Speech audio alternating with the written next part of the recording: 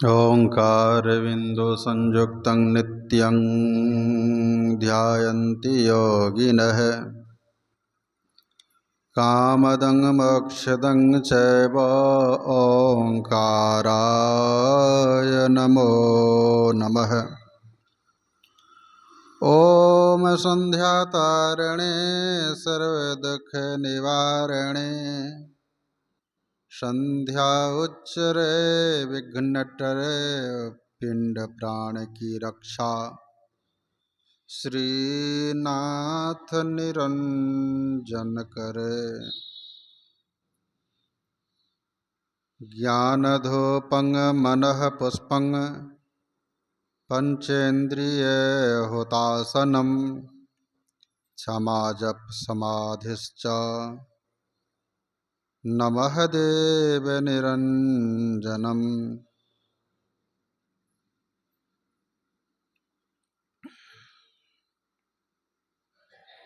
अखंडमंडलाकारं व्याप्तं येन चराचरं तत्पदं दर्शितं येन तस्मै श्रीगुरवे नमः।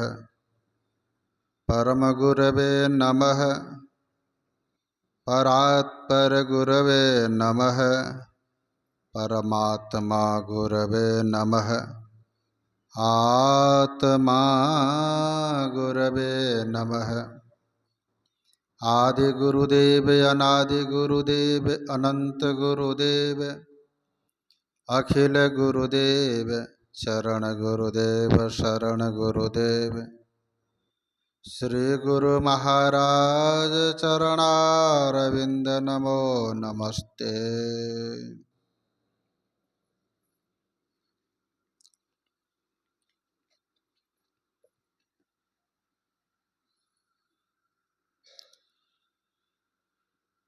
विषयों से छूटने के लिए नादानुसंधान करो।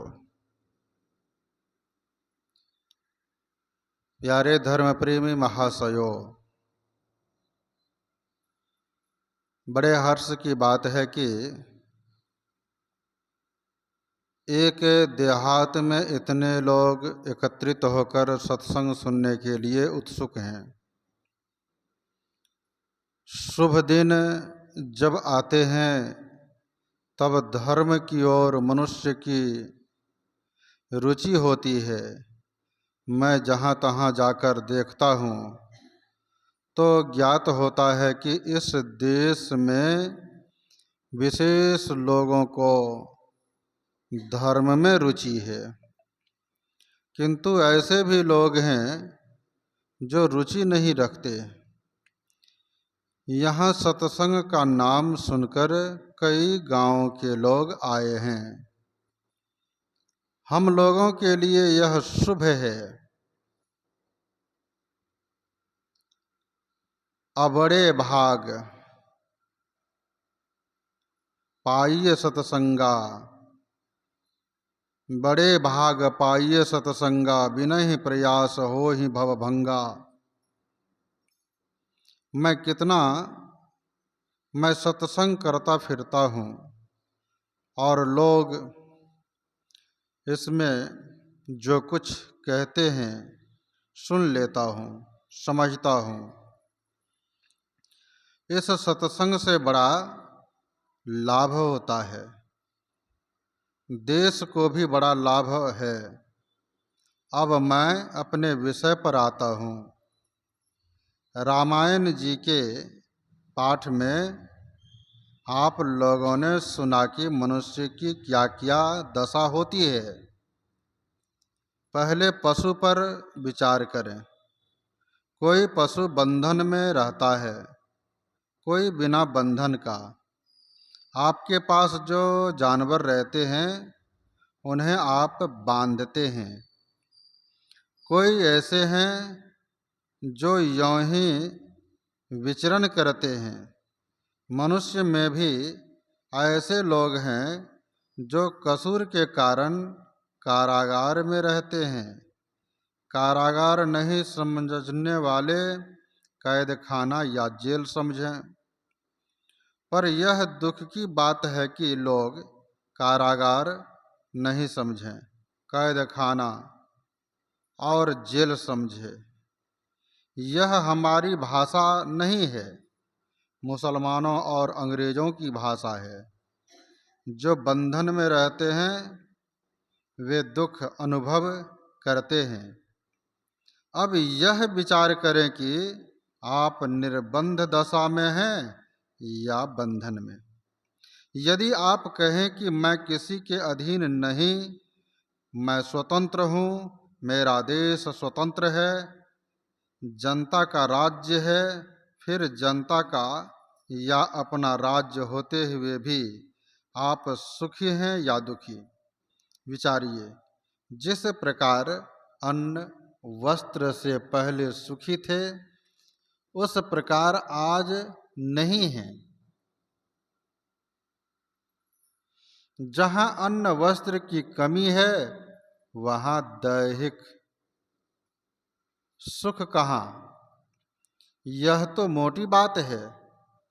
फिर आप विचारिए, जिस समय आपको अन्न वस्त्र मिलते थे, तब रोग शोक होते थे कि नहीं, या अब होते हैं कि नहीं?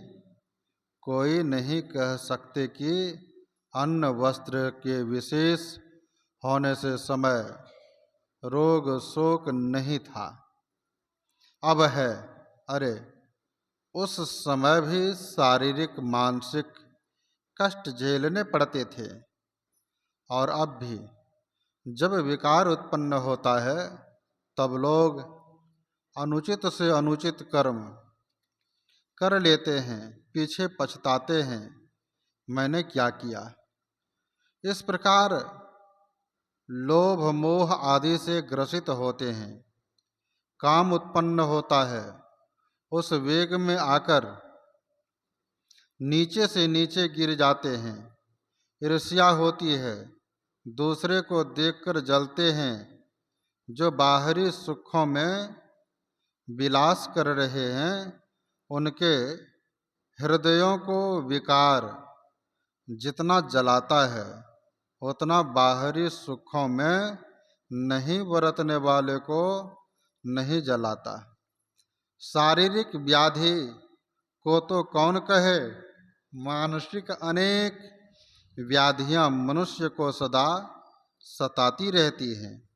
गोस्वामी तुलसीदास जी ने कहा, एक व्याधि बस नर मरहि, ये असाधि बहु व्याधि, पीड़हि संतत जीव कह, अशोक में लहई समाधि। आपका यह शरीर जो हड्डियों और मांसों से घिरा हुआ है, जब स्वप्न में जाता है तो यह पृथ्वी पर पड़ा रहता है, केवल सांस लेता है।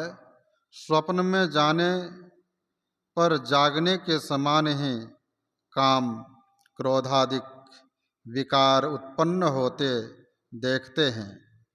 यह स्थूल शरीर तो वहाँ नहीं है, एक दूसरा ही शरीर है, जिस शरीर से आप संसार में घूमते दिखलाई देते हैं। यह स्थूल शरीर तो यों ही खाट पर पड़ा हुआ था। कहानी है कि सत्यवान के स्थूल शरीर से दूसरा लिंग शरीर निकाल कर यमराज लेकर चले गए थे। सत्यवान और सावित्री दंपत्ति थे।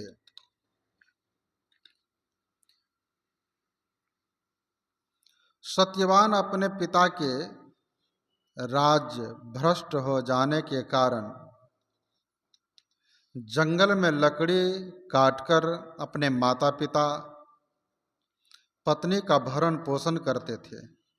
एक दिन सावित्री ने अपने पति से कहा, आर्य, तुम जंगल लकड़ी चुनने जाओगे, मैं भी आपके साथ जाऊंगी। वह पति के साथ जंगल गई। जंगल में लकड़ी काटते काटते ही सिर दर्द से सत्यवान बेचैन होकर बेहोश हो गए। संयोगवश सावित्री उस दिन साथ में ही थी। उसने अपनी जंघा पर अपने पति का सिर रख लिया। सत्यवान का अंतिम समय जान यमदूत उसे लेने आए, किंतु सती स्त्री के तेज के सामने वे ठहर न सके। अंत में यमराज स्वयं आकर सत्यवान के स्थूल शरीर से उनके सूक्ष्म शरीर को निकालकर चलने लगे। सावित्री यमराज के पीछे पीछे अनुनय विनय करती चली। यमराज ने प्रसन्न हो सावित्री को इच्छित वर देकर सत्यवान के स्थूल शरीर में उनके सूक्ष्म शरीर को प्रविष्ट कर दिया। फलस्वरूप सत्यवान जीवित हो उठे।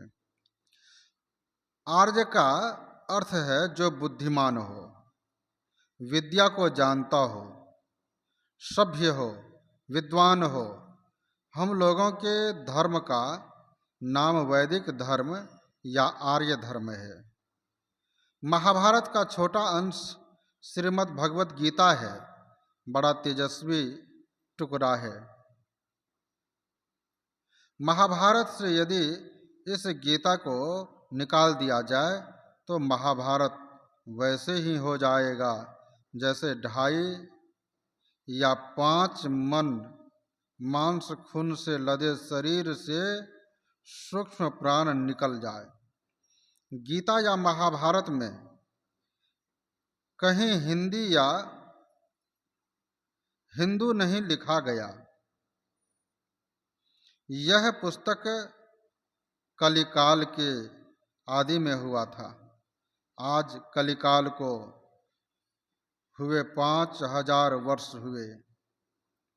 युधिष्ठिर को यहाँ से गए 5000 वर्ष के करीब हुए। आज से 2500 वर्ष पहले या कलिकाल के आरंभ के 2500 वर्ष बाद भगवान बुद्ध हुए। उनके वचन में कहीं हिंदी या हिंदू नहीं है।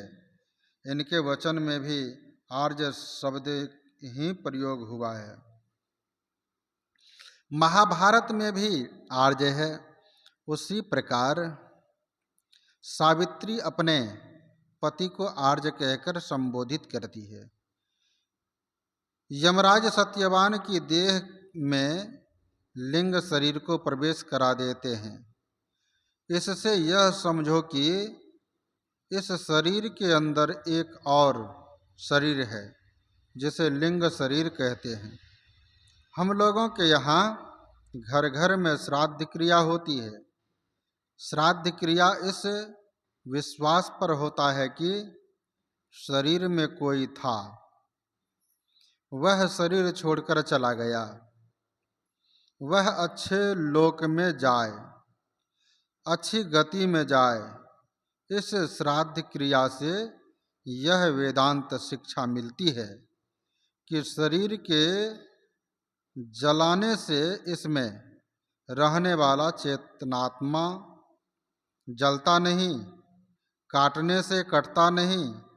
गीता में भगवान श्री कृष्ण ने कहा है, नैनं छिन्दन्ति शास्त्राणि नैनं दहति पावकः न चैनं क्लेदयन्त्यापो न शोषयति मारुतः। फिर ज्ञानी कहते हैं, सूक्ष्म ही नहीं, इसके अंदर कारण और कारण के अंदर महाकारण, फिर इसमें भी चेतन शरीर है। चिदानंदमय देह तुम्हारे,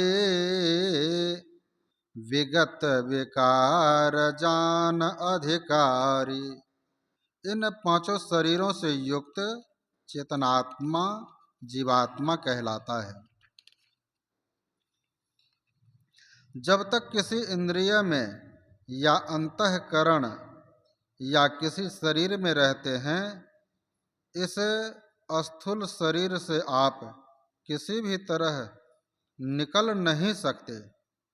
स्थूल से जब आप निकल नहीं सकते, सूक्ष्म कारण महाकारण से कैसे निकल सकते हैं?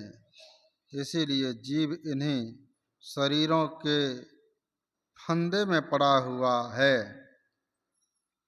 एक कारागार में बंद रहते हुए किसी को अच्छा नहीं लगता।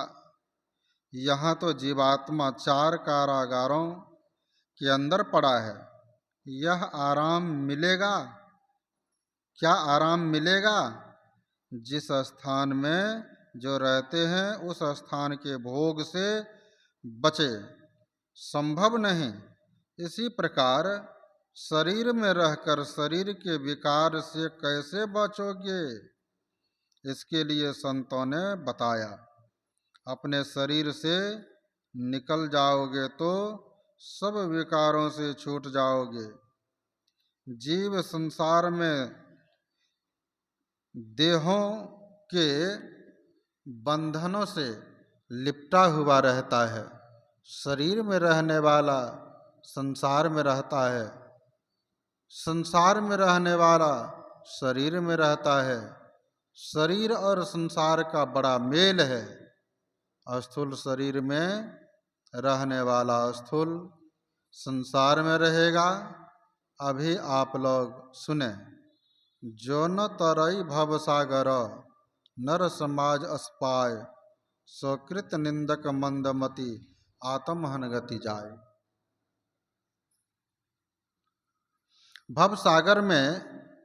भवसागर से पार होने के लिए अपने शरीर को पार करो।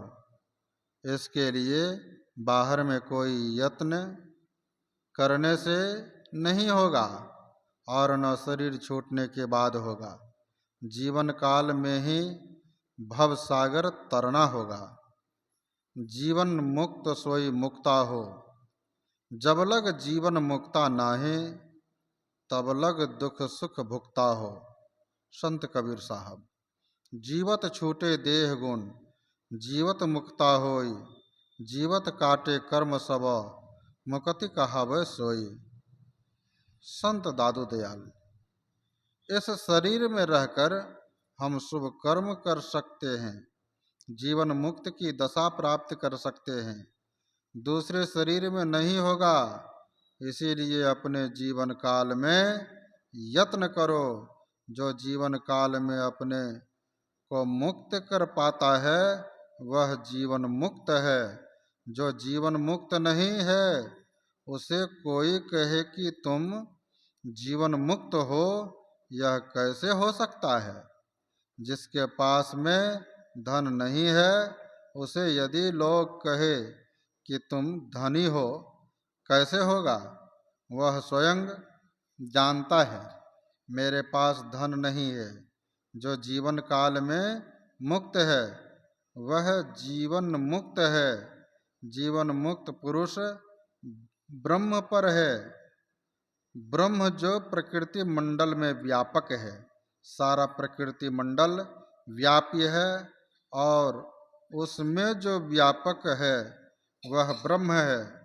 जैसे लोहे के गोले को अग्नि में देने से उसमें अग्नि प्रवेश कर जाती है, लोहे का गोला व्याप्य है और अग्नि व्यापक है। उसी प्रकार सारे प्रकृति मंडल में व्यापक को ब्रह्म कहते हैं। ब्रह्म परमात्मा का अंश है। परमात्मा प्रकृति के पार कितना विशेष है इसका अंदाजा नहीं किया जा सकता। वह परमात्मा है।